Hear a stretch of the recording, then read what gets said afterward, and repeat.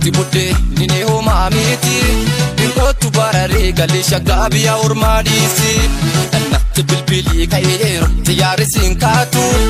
Mbole jala la rasa akka dini konatu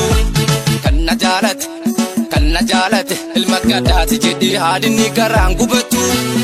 Akka gazeexaan sinaa kan kee aljaziraan dubatu Jaalala kee haa hubadhu gaddaddaf jedhu amma na biraan baatu Isheen filatamtuuti yaa dhuftee ana biraan kaatu Yaaduma kan kee dhibamee mattu na fidaa yaala Biyya Oromiyaa taa'ee suura makan kee laala Hime tumuru jaalala wanne keessa Jaalala kan keen qabame akkuma tasaa keessa Hime tumuru jaalala wanne keessa Jaalala kan keen qabame akkuma tasaa keessa Natti bilbili ka'eeru yaari siinkaatu Mbole jaalala raasa akka diini koonaatu Barnoota kee baratte akka digiree footo Kana akka kee dhalatte akka Oromiyaa gooto Barnoota kee baratte akka digiree footo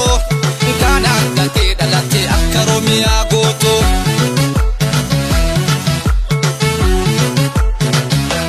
Harkuma rabbi tibude nini homa amiti Inkotu barare galisha gabi ya urmadisi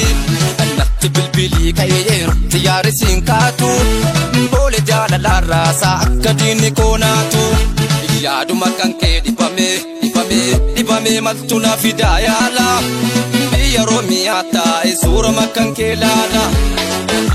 Hime tumuru jaalala wanne keessa Jaalala kan keen qabame akkuma tasaa keessa